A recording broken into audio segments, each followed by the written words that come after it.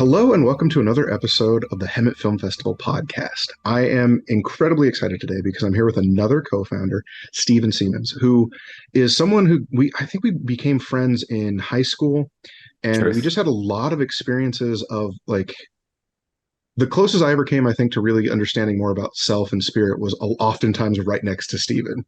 Like a lot of these really fun experiences. And there's so much to talk about as we get delve into this podcast. But Stephen, I don't want to do the disservice of not giving you the credit for like all of the skills and abilities you have. How would you describe yourself to our listeners?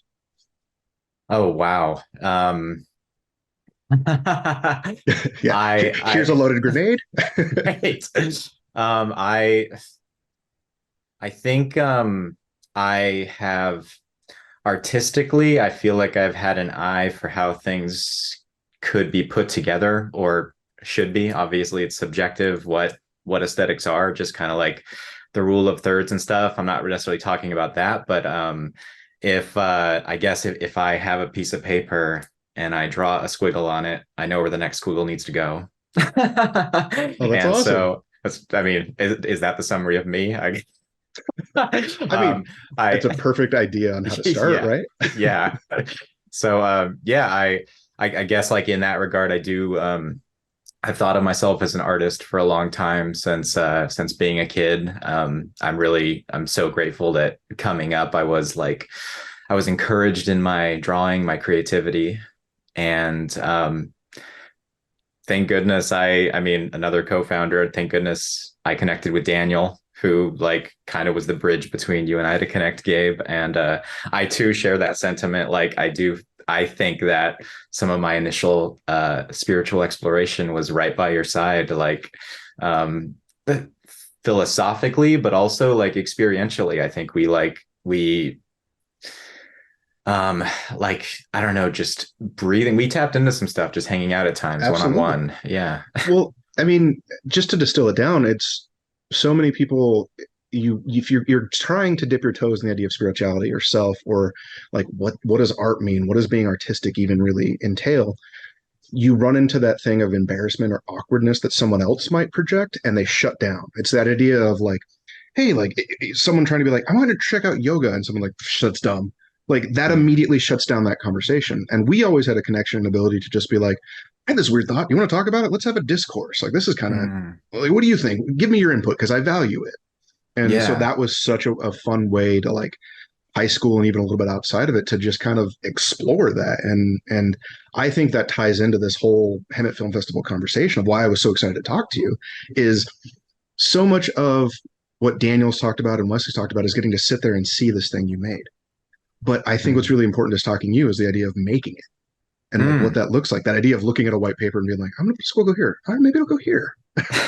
Yeah, well, I guess like, gosh, there's so much to go off, so much material and thoughts I have on what you're sharing. I guess like in regard to the festival, I mean, I too think that like, yeah, watching it is a thing. Like to be in those feelings of watching what you've created and put on a screen to and decided, made the powerful, courageous decision to put out in the world on a screen in front of people.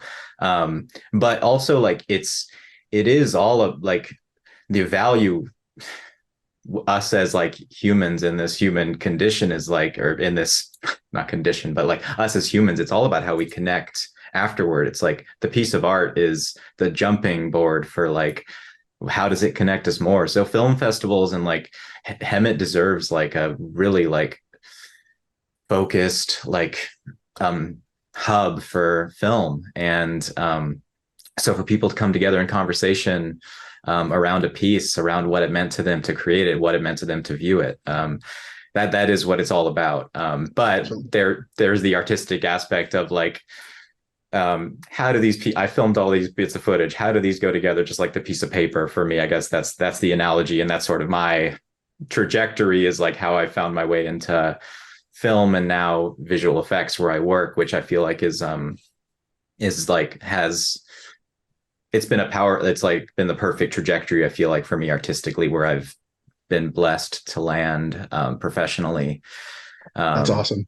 I definitely wanted to like acknowledge what you mentioned about like, yeah, someone saying something to someone impressionable like, oh, I want to explore yoga, like you mentioned, and like being perhaps like discouraged or like by some words from someone, yeah, that's where like that is where powerful people, every impressionable kid, like everyone deserves a mentor that's going to show them, I guess, first and foremost, the strength of their own voice and their vision, to where first off, them saying, I'm going to explore yoga, they're not peeved or like affected by someone's words. So yeah, like mentors are mentors are key for this world, just as gurus are for in if you go to India, you're looking for a guru, I guess, Yeah. as a mentor in a way. So that's kind of fascinating. So like I love that this is evolving in kind of a non-linear way, because that's a great conversation. I think it's impactful to have these interviews with the founders and have them be more about their personality and who they are and the way that they express themselves. And I agree with you. Like so much of it is like we look at how we were internally as kids and like our growing up in Hemet and our environments, Mm. and having people being able to say like, yeah, you can do art, or yeah, this is a thing you can approach. Like everyone should have that functionality, like should have that around them, have those mentors.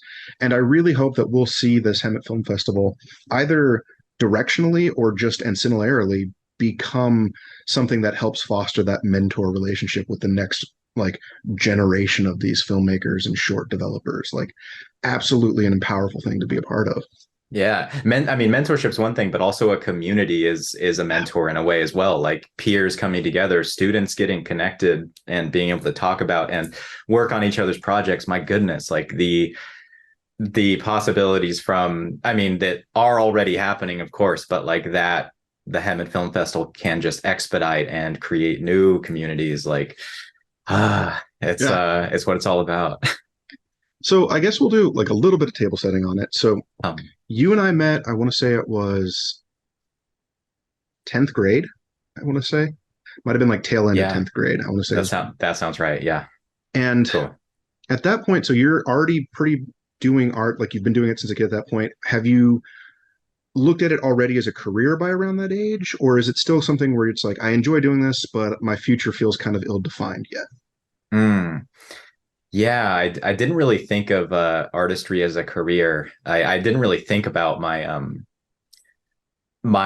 wasn't really even so focused on the future. I remember doing in a geometry class in high school. It might have been ninth grade. So I might have been in this mindset where I just did a project on a statistician and what that job was. Or I think it was geometry, it might have been algebra or like algebra 2 or something. But like I was just like, oh shoot, I did this project on statistician. I was like, I want to be a statistician. So I was like, of course, coming up, I'm sure that's common amongst kids. It's like, and nowadays it's in a different realm for me, but I'll look for identity in things. But I hadn't totally thought about I guess I wasn't even too forward thinking in high school about what my career was until applying to college came around. And that's where I actually set myself up with, oh, I'm going to apply mainly to one art school and to go to business at another school. And Yeah. so it's like I sort of set myself up for Here's the dichotomy in front of yes. me. And I went to the business school. Okay. And so that was UCR, right? Yeah, exactly. Okay. So I So remember. still close to yeah, actually I was born in Riverside, so I got to go back there, but I grew up in Hemet from elementary school. So the Hemet connection is always kind of an interesting one. There's so many different views of Hemet for people that have lived there. Hmm. Wesley had his own, Daniel has his own. Like, what was Hemet for you? And, like either as a place that you grew up or a family connection, like what did it kind of connect you to? When I was in elementary school, the place I lived, there was a big like oak tree next to my house, and so I just thought that was like this like I was like, oh, I live by the big oak tree, as if people knew where. So it's still a very small view of the world. It was um, gosh, I just sort of took it as it came. I guess like speaking of my childhood, I just like I I think I grew up just like really normal. Obviously I was rewarded for my like, or not rewarded, but I was like encouraged and um I maybe this is going too far, but applauded at times for my creativity. Um But like aside from that, I think socially and even view on the world, I just kind of like took it as it came. So I was just in Hemet and I liked it. It was a nice place to be. I made some friends quickly in like elementary school, middle school, and glad we connected as like a core friend group in high school. That was really important. That's really fascinating too, because I feel like media as a whole, right? Every artist has to be this tortured soul in order to be defined, right? But like you're saying, Oh, we it's can get something. into that, yeah. Yeah, I mean, sometimes we'll all find a way to make sure we're tortured. But like, did you? So I should explain to the viewers. I'm the least artistic person you'll meet. I've always Oh, wanted to be artistic, but I've never had that sort of medium that I could find. Podcasting to a degree feels like that. But well, I'll just jump in there and say that like what you're doing right now, like hosting this podcast is like an artistry I saw in you like since we met. The way your skill with words, your ability to connect with people, like different groups of people, and like be that like cool, like that connecting energy is a form of artistry. Not to mention like in high school when um like you acting in projects that Daniel directed, like I was like, holy cow, like Gabe's acting. This is crazy. Like playing a gang boss, playing like like, but I feel like of the actors that I saw, you stood out for like bringing the emotion and like not to mention just being such like a handsome dude in front of the camera. Stephen, thank you very much. Your check's in the mail. No, but I want to always practice being better about receiving compliments. So I really do appreciate that. It means a lot to me, Stephen. Thank you. Yeah. Um, but it's a perfect dovetail of art. So much is kind of these things that we learn and figure out as we go. What to you was there anything that originally kind of inspired your art, or like an artist that you wanted to kind of first mimic that got you like, I want to draw something like that? Where did you sort of start that process when you were young? Hmm. Um, I remember like a video game called Killer Instinct. I remember just one Okay, time like yeah. I drew like four of the characters and colored them and everything on a piece of paper. Like so I'd say like I just saw something and I was like, shoot, that was I think actually as I'm tapping in it's like Mega Man. It's like I would draw like characters with weapons and stuff and like guns on their arms. Like I definitely just like enjoyed certain video games and like wanted to just draw these characters and create my own. I remember like what I'm tapping into also is like a memory in elementary school. I think actually before I came out to Hemet. So this was like must have been second grade of like creating my it was like an extra credit assignment where I got to like create a planet and an alien or something. I don't, or maybe I like made the assignment myself, but it was so cool to like just create this character for. So yeah, that's like it. I think I guess what I'm tapping into is that video games like and the universes they created was something that like drew me in, and I was like, I want to create like a universe that feels like it's this enclosed, I guess, a safe place. It's like Mega Man has like there's the characters in Mega Man Zero and stuff, and like it's just like it's this enclosed thing. Like even so it's the artistic style that like just feels like a safe place. So I was looking, I guess, to create that for myself and share that with people. That's oh man, that's amazing. It's interesting. No, I love that. So something that with that what we mentioned with like the art style and kind of finding these worlds that you really enjoyed and kind of wanting to build around them. I love what you mentioned about the idea of like the sort of safe space of them. Mm, There's something I think that is really fascinating about art is it's the idea that like you're creating this world in a small point and ballooning it out and sort of mm, encompassing more and more into it. There's these growths around it. But ideally, you start with such a safe space in the middle that everything continues to be this safe, like creative environment. And I think that's so opposite to kind of what the real world feels like sometimes, where you feel like you're the person being dropped into an environment that may already not be safe for you. well, you say safe space in the middle, and did you mean like in the middle of an artwork or like in the Yeah, like the middle of very like yeah, genesis of something yeah, cool, is great, this copy. rock that like ideally Yeah. starts from a point of safety and like who you are, and then grows out from there. And I mean, maybe I don't necessarily mean this, but I'll say that ideally, it's like it starts with from a transcendent idea, like something that comes from God that just needs to come out, and then and that's where I think our conversation with God and the artistic process is like, it's like there's a process of bringing art into fruition where it's like, okay, God gave me this idea, but how do I actually present this to the world? And so, yeah, that core is it is. I, anyways, like I think, No, I'm with you. It feels indefinable in some ways. mm, But like, yeah, I like what you're saying. It's kind of almost like the human medium is such a part of distilling that message that you're receiving, that intake, and sieving it out into a way that's kind of picked up hopefully parts of you along the way. mm. Yeah, and maybe it's just maybe that core is that rock is just the notion, and it's like to capture that in the art form of film is like then you're bringing in the aspect of time and what do you do with editing, like to like what do you do with colors, and there's I mean the plethora of aspects of filmmaking and how do you balance those as a director is like is so fun, and like to start experimenting even to not know what like one is doing and to not know what I'm doing, but like just to like be creating discoveries will happen. And it's like, yeah, to see the effect that my actions have on like editing, adding a couple other frames here or like stuff like that. So the effects of our action to see how they play out in film is one of the most fun mediums to like explore. Yeah. So we touched on UCR kind of being the business school thing, but you've still got this artistic connection.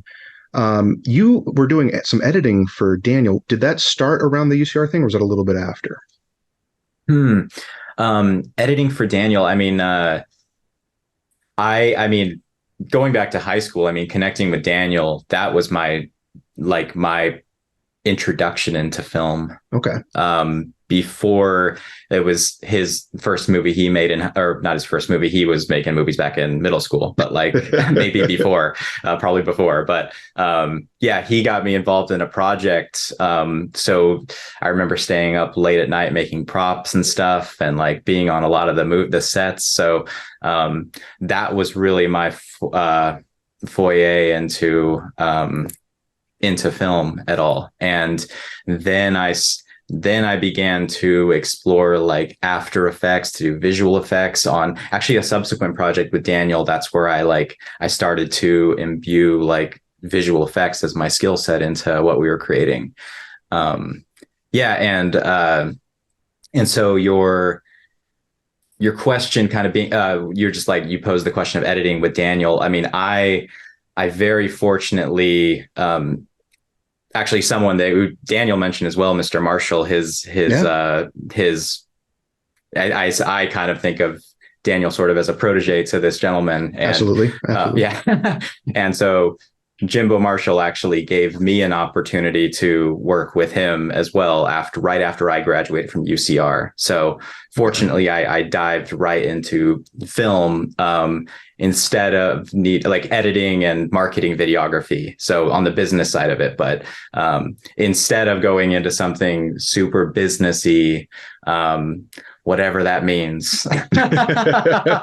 Of course, I so appreciate my business education at UCR. It was freaking awesome. I learned so much. And I'd say it kind of made me a hard worker, or that's where I really instilled hard work into my ethic. That's something we talk about with like my students in my my classes and stuff is you blend so much of what you learn and understand throughout life into who you are that like having those degrees, having those things, even if you don't necessarily end up in that field, it still becomes a part of your thinking and how you approach and like solve problems. So it's like I like what you're saying where it's like it's still incredibly important that you have that. It still really helped you out, but it's not the idea that like, oh, it's the killer of art. It's like, no, it made me able to understand business around the art as well. Mm, mm. I feel like I need to talk with Jimbo Marshall at some point on this podcast because Oh, nice. all three podcasts now have mentioned him to And, great lengths. and I should shout out to Wesley, because it was actually like Wesley also working with Mr. Marshall, Jimbo, as Yeah. I've always referred to him. Um, but yeah, Wesley Wesley knowing me as well got me connected in with Jimbo, sort of, I'd say, got me the job doing that. So and then from there, I mean, not only were we doing marketing videography, we were doing really fun stuff because we were launching like a comedy show like in this same marketing video coaching industry at the same time. So it's like I got to, and Jimbo was I was directing visual effects shoots like on green screens, making like a little Jimbo on Jimbo's shoulder and stuff like that. So thank God I had that opportunity to play and just continue to own like my skill set in visual effects. So did a lot of your learning in the editing process kind of come ad hoc, and then like you sort of found the avenues you wanted to like understand, like, hey, how do I solve this? Or I'm trying to get this together. What do I do? I mean, I'd say I definitely, like, starting out editing, I cut things long. I made things that were too long, and it was like Jimbo being in the industry, it was his like instructions, like, or just notes to like, oh, that can be cut down and stuff. So I guess there's sort of a visionary aspect of like being with media for some amount of time where you realize that things can be shorter and like cut down. I guess I'm referring to marketing videography. I guess what I'm saying is that like I'm mixing in like theory with like with Please blend it. my trajectory, but it's like yeah, like takes can be long, like a one continuous like shot can be long, but it definitely gets to be earned. Like us putting something on a screen is something that gets to be earned. Like I guess what's coming up is that people may submit films to this festival and they may not make it for some reason, but that is just, it's not that there's anything like wrong with the art, but it's just like, it's sort of a question is like, it's a question of intention. Like, Yeah. is the intention there to where like something's going to come through the screen? And so that's what I feel like I'll be looking for as we review these films for this inaugural Hemet Film Fest.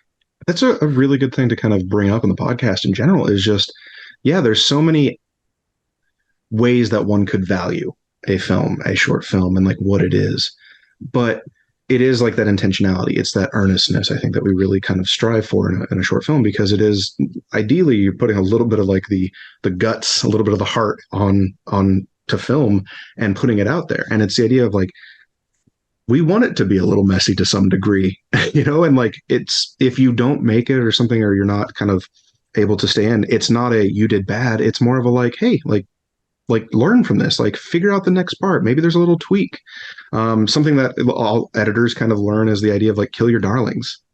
Like that's such a concept that's kind of foreign to some people sometimes, but it's incredibly important, is to like not overly add value to something you think is a perfect idea, but be able to look at things objectively. And I think that's something that as editors, we always kind of strive to understand is like, am I in love with this or is it good? And understanding that those can sometimes be two different things. Yeah. You just mentioned the word values, and that brings up a lot. And like in what I look for in movies I watch, like it is, I mean, going back to like, I mean, the core of like a piece, like it is with a movie or a painting or anything, you like, if I'm creating a work of art, I have an opportunity to create a value system. Going back to that like insular world that feels safe, it's like I'm creating a bubble that has a value system that I'm going to set up maybe early in the film, and then what I choose to do with that value system by the end is that's where that's where a piece can give me chills. It's like, what does a director decide to do with a value system they create? And yeah, that's what I think is most special about, and the synonym is intention. Like, you create a value system, what you do with the value system, and is the intention that's the driving force as like a director. This is the like heady conversation stuff where I'm like, I feel like I could have a podcast with just Stephen and it would be hundreds of episodes of us just trying to wrap our heads around these things. Like hope it's making sense. No, I mean, our listeners will let us know. Please. And not to, I'll just say like, if something, just a quick thing on if something doesn't get in, we are absolutely of the value system that we will offer feedback. Like, oh, of course, no way. Like, and especially if it's requested, like we will let people know our thoughts and feelings. Yeah. It's Daniel kind of mentioned it. And I think Wesley got around to it as well, as the idea of like, we really are trying to foster community, something where everyone's working together and kind of an environment where there are creative people who maybe didn't realize they had a place in Hemet or an outlet there. And that's hopefully what we're established. I was like, nah, there's tons of people who can be weird too around you. Like, let's all join together.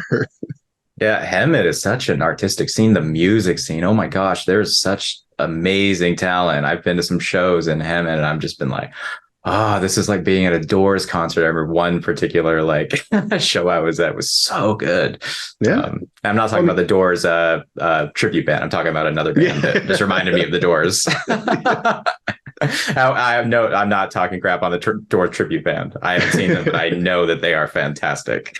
I think they keep changing members. I think the band's called Revolving Doors. Okay. Sorry. It's going to be our dad joke for this episode. Okay, it was a joke. Sorry, it's not very good, but it's a dad joke all the less. So that's actually a really good point, or a really good thing to kind of touch on is, we've talked a lot because we had a connection around Marty's Magnificent Dayglow Dreamathon, the connection to Hippie Cream. This is something that Wesley was involved in, Daniel's involved in, I was involved in. We all kind of had this environment with it, and they were a Hemet band. And I think in a lot of ways, it's hard not to look at them as the Hemet band. I mean, I might be biased. I am biggest fan of Hippie Cream. Absolutely. Yeah. But it's like there's even if you're not a fan of Hippie Cream, it's hard not to look at it and be like, they're kind of a great like microcosm of Hemet if you look at it. Like, there's incredible creativity. It might be weird to some people, but if you kind of sit in it, you're like, there's something here. Like, whatever my opinions are, there's something here. They are some legendary weird folk from Hemet. Yes, like the creme of the creme de la creme. So you talked about it a little bit with like doing the props in high school with Daniel and just kind of touching all these other like avenues and kind of discovering things you could do. It seemed like you really were able to step into that during the filming of Marty's Magnificent, because Wesley kind of fell into a little bit like a producer role, but he was also the main actor. So he's very limited in what he can run into. So you kind of became like a great example of like just, the George Martin kind of just like stuff needed to get handled. The George Martin of all trades. Yeah. Nice. Like, that's what it was you able to adapt to all of these things. Was there anything surprising about like working on that film, or that like you really sort of glomped onto as like, man, this is kind of a thing for me? Yeah, it was. What was for sure a thing for me about that movie was how beautiful it was to be in the community of people that assembled around it. It was just being around really good people in crazy conditions at times, really hot conditions, not enough time conditions, driving into a cemetery, pulling out a mattress and trying to grab a shot really fast conditions. So Gonzo filming. So it was the people but what I also latched onto was like the visual effects of it, and particularly the animation of it. Like I got to do an animated segment in it called Spaceman Murray, and it's like a 4 minute, maybe 3 minutes, something like complete animated segment in the film. There's these little sections of like these interludes, transition segments of Marty doing these like little dances of him floating into this really trippy space.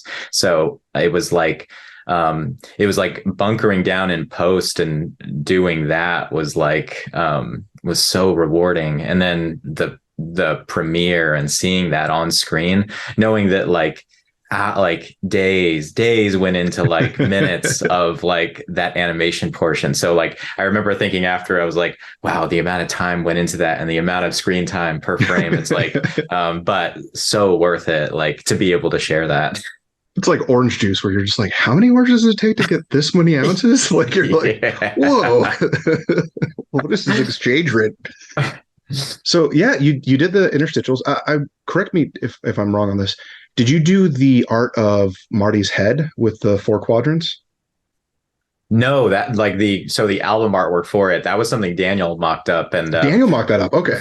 funnily enough, though, I took some cracks at that. I went at it, Oh, but really? Okay. it ended up like, I guess what I was doing was feeling way too grotesque. So I was like, it was clear that the very just like in the initial rough drawing that Daniel put together was the piece. And that's also like, that's another thing about like about filmmaking, and just to be encouraging, like it's getting messy and just doing it, clicking record, like when things aren't quite right, like Yeah.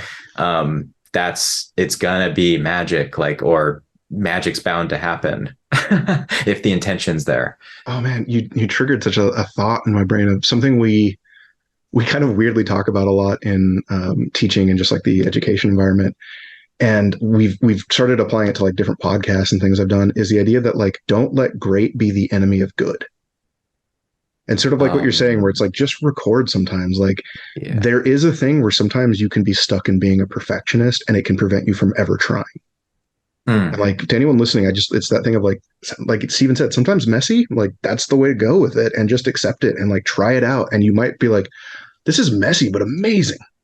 Yeah, you've described my battle. And like, because I mean, what I do creatively is I mean, it's amazing to have kind of discovered on this call, like the whole the concept of video games and how inspiring those were to me, movies as well. But like, I mean, I'm creating an animated universe called MUSHBOOM, and so the battle you described of like great not being the don't allow great to be the victor of good, or like don't allow great to destroy good, like yeah, I live into that as much as I can, but I do take a lot of time drawing and at each stage, whereas I know I could stand to get messier and messier. And I think that's my process, is like in filmmaking, is getting messy as heck.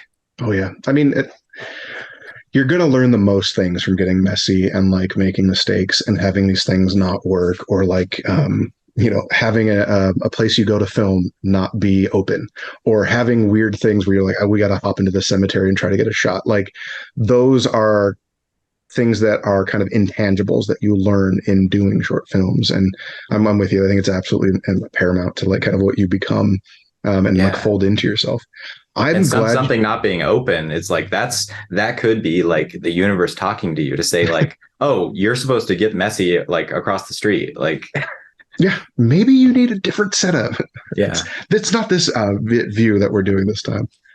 But you mentioned your animated universe. So you did like a short that opened Marty's in that world.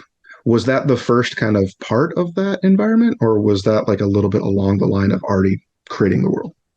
Are we talking about MUSHBOOM or Frisky's Adventure? Like Frisky's Adventure. But okay, cool. Sorry, I thought, was MUSHBOOM being like kickstarted around that time, or like starting to kind of come to fruition? Because I remember it being talked about.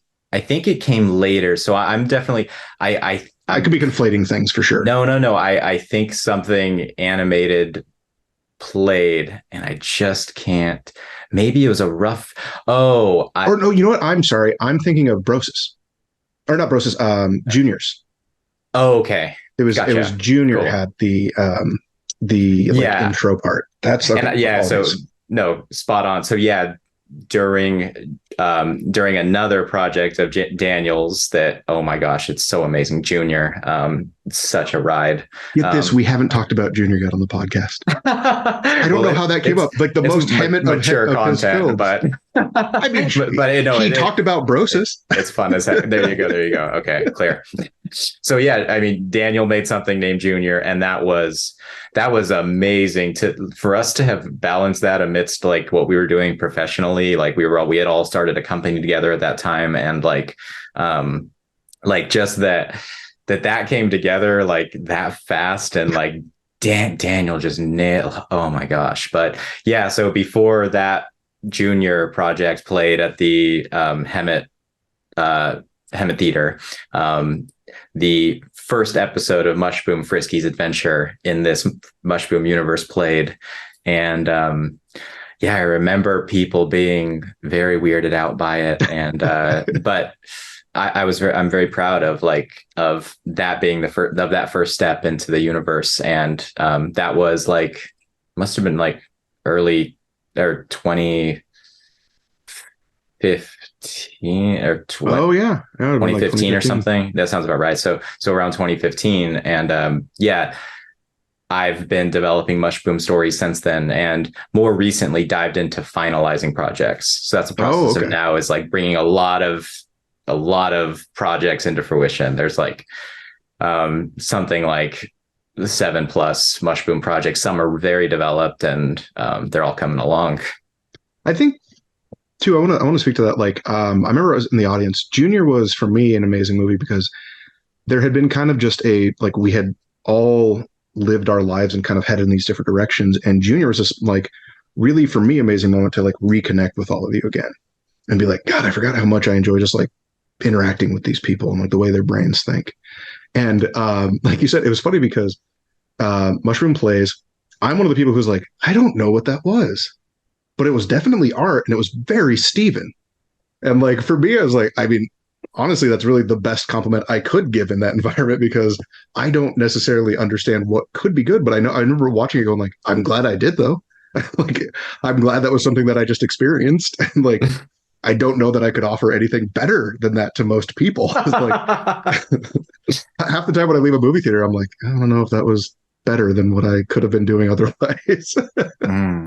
And I mean, speaking of the core of this whole universe, like, so this MUSHBOOM universe, it's like, I'd say it's characterized by my hand-drawn artwork and also my form of storytelling, my form of animation.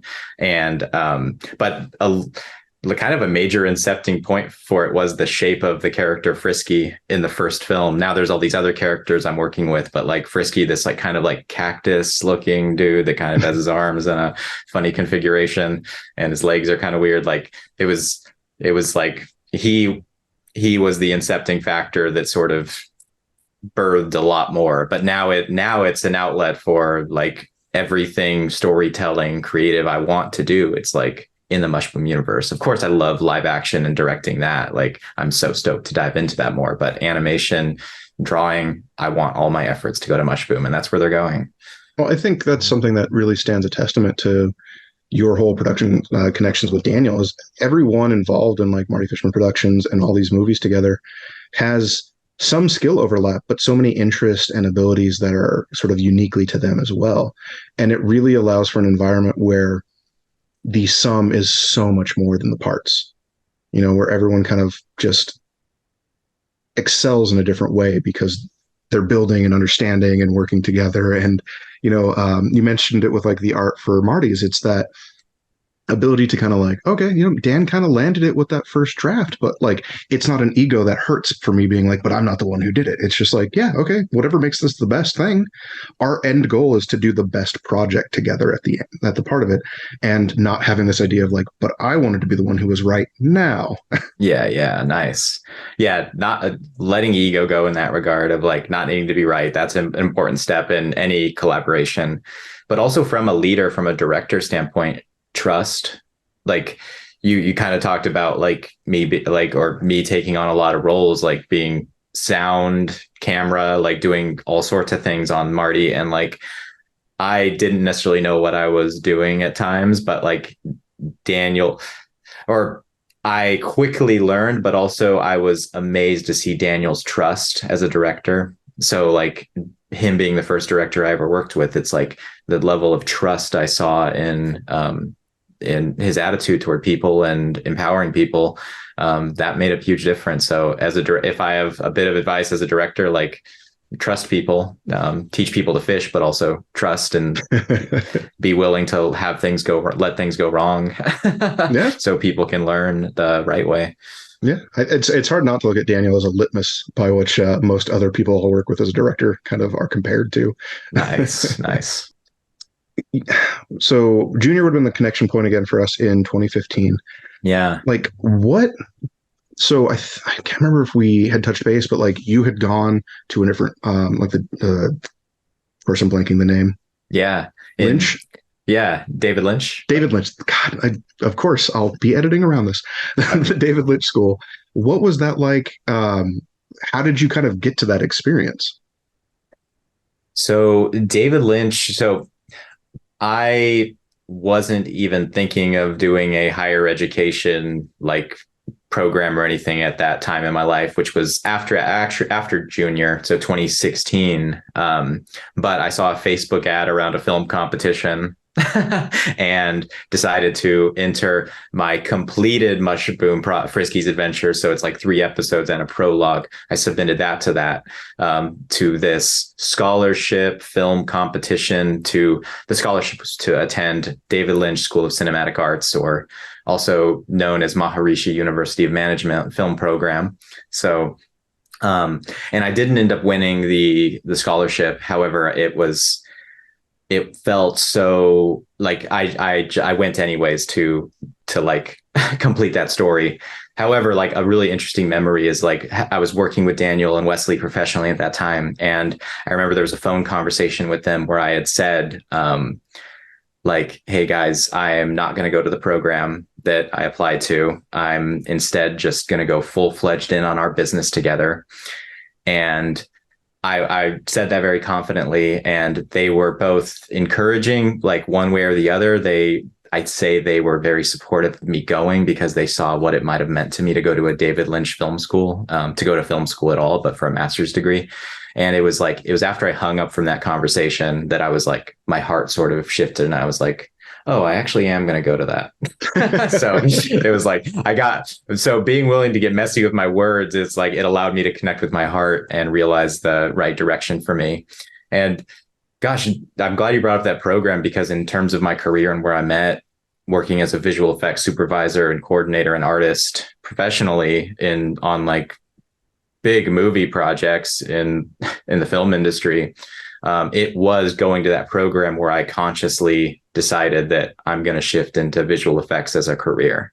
Okay, so that's the genesis point of like, I think this is kind of where I want to fall into. Yeah, it was a thought for a long time, and it was a very like intentional decision to go to this film program that's not even about visual effects. Of course, I was going to find ways to do visual effects and work visual effects into my film projects. But the universe sourced like me leaving that program the day after graduation and driving to a job in LA, which I've continued working at since. That was 2017. I graduated, and dude, that's amazing. Yeah, because that's one of the points I have probably the least reference on you on is like the sort of job that you have now and the VFX stuff. I got to experience a little bit of like sort of the finalized project on junior, and I was like, I love this. This is amazing. Like stuff where it's like, I don't know if it's like, oh, it's the most amazing thing in the world, but like I loved looking at it and being like, that's a good effect. That's a good effect. Oh, the the gunshot goes off to the start of the song and it's perfectly on beat. Like that's super fun. Like stuff that like I may or may not have stolen for some edits I've had to do in my life as well. Nice. Yeah. I mean, what I do now, it's like, I mean, it is amazing how directors use visual effects. Like things like morph cuts, like, or I could throw out some terms then define them. Like a morph cut is when like if an actor is doing something, then pauses or even moves for 5 seconds, but you want to cut out that time, so you're basically cutting out time, but on the same shot, and you're somehow blending between those two. So it's like stuff like that. Obviously green. So visual effects, by the way, is like post-production movie magic. It's like Yes. everything that's changed in post-production, not editing, but like everything that's like changed from a frame. If you need to remove a boom pole because a boom pole was dipping into a frame, that's visual effects. Everything to like green screens and creating complete like CG computer generated backgrounds for worlds and stuff. It's a very large pool of things that fall into It is. that world. There's a lot of specialties, and our company, like we sometimes definitely dive into those computer generated CG things, but we do a lot of invisible effects, things that you wouldn't expect to be like you'd be looking at a frame and you should not notice that there is a visual effect because maybe there was a crew in a there was a crew like in a reflection of a window. So what that required at a technical level was like replacing if it's a window, so there's like stuff inside the room that we're like fixing up and then we're recreating the window plane. So it's like you can see where these invisible effects get really advanced and they need to be perfect because you're not supposed to see them. Yeah, it's if we're doing it right, you have no idea we did anything at all, kind of thing. Yeah, and it is so dang fulfilling to like problem solve shots like that to get some of the requests we do and like to creatively figure them out. It's like, and I also love in terms of like what I'd say is my skill set, like that visual effects is so close to the end of a process. Of course, it's really important to like know if you're doing heavy like green screen or something to know how to do that on set, but like I love that what I'm touching the frame I'm touching, like the footage I'm working on is like, it's like so close to the end of a process. It's like, it's just like, it's the final touches and fix ups and stuff and it's also sometimes like in films I've made, it's like you can reconstruct entire shots. So you could take like you can cut out a person with rotoscoping, no green screen required, and put them somewhere else, and like you could change scene. Like so, there's scene direction. Was what I was going to say. Like so, yeah. There's a lot that can be fixed in post, but it's not a good term to like fall into. Fix it in post. It's not good to be like, we'll fix it in post, but you can when it needs to be done. There are so many possibilities in terms of what visual effects can do. So I love the power of the frame that we have nowadays. I think it's also fascinating too, in every experience I've seen and like kind of from the outside looking in at visual effects, it's also something that really you get a lot of success as a visual effects artist from knowing a lot of information of different types. It can be things from just understanding how a light source works, because maybe you're having to replace something and understand like ambient occlusion, like you said with the mirror, where it's like you can't just cut out that thing and put in a copy of the exact like other, like we just reversed the frame and put it in there so it looks perfect. It's like, no, that's not how the angle of light would catch on that. Like so many things that otherwise tap into that uncanny valley that someone's going to notice that you have to understand and know. And so that to me strikes something as like up your alley perfectly, of like, let me take all of this general information I can know, and it's going to help me figure out like whatever challenge I'm dealing with today. Yeah, beautifully said. I do feel like I see a clear parallel between like drawing as a kid and all the discoveries in that process through continuing to draw, and like being when I dive into the visual effects artistry, when the coordinating is not so heavy.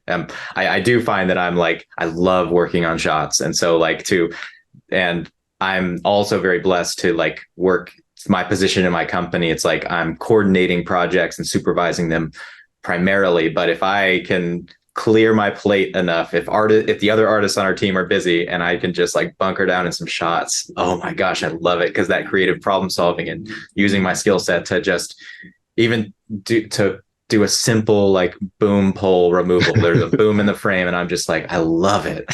So controlling the frame, it feels so good. Well, I think it's fascinating too. Like something that I've always I always like to talk about in that, and I only really experience it with audio, but there's also this really fascinating part of being aware of kind of the, so in writing, there's the term sick. You may have ever seen it in a newspaper to the listeners, or when someone's quoted, there might be parentheses SIC. And what that means is exactly as it was written. SIC stands for sic erat scriptum. It's thusly it was written. This is exactly how it is. when you work in an editing field or VFX, audio, any of that thing, you also have to be aware of not changing the meaning of what you're editing.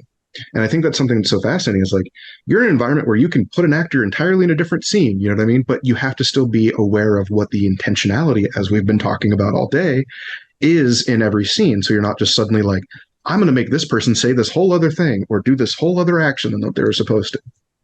Yeah, like honoring the frame and honoring the director's intention. Yeah, exactly. Like, I mean, this is kind of like a funny example, but this is like, this kind of like captures it, I guess, maybe poetically, hopefully, but it's like one simple thing we do from time to time, and sometimes it gets complex, is stabilizing a shot. So like iPhones and stuff do that kind of stuff automatically, but sometimes things need to be stabilized because it was bumped or whatnot. So when we're stabilizing, because we're like repositioning the frame, you lose the edges of the frame sometimes. And so one way you can go about that is like you can just scale up the shot to compensate for that, or you can straight up rebuild the side of the frame that like would have gone missing because of how it moved. So I'm of the mentality that I would always rather honor the original framing, not scale something. I mean, the company I work with, of course, is that we want to affect the frame only as intended. So if it calls for rebuilding a frame as opposed to scaling up and losing all that information on the sides and the edges, like opt for like rebuild it because we choose to honor the director. Absolutely. I mean, it's to double back, it's exactly what you said. It's being able to look at like the squiggle and be like, I know where the next one's going to go.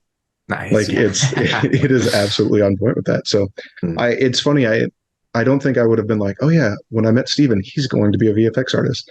But now I can say, I can't imagine how he would have ended up anywhere else. Nice. Like Thank you. It makes so much sense and incredibly talented at it. So I cannot thank you enough, like being on here, talking with us. Is there anything that we didn't touch on that you would maybe like to kind of punch in or wrap out that you're like, oh yeah, we should really mention that?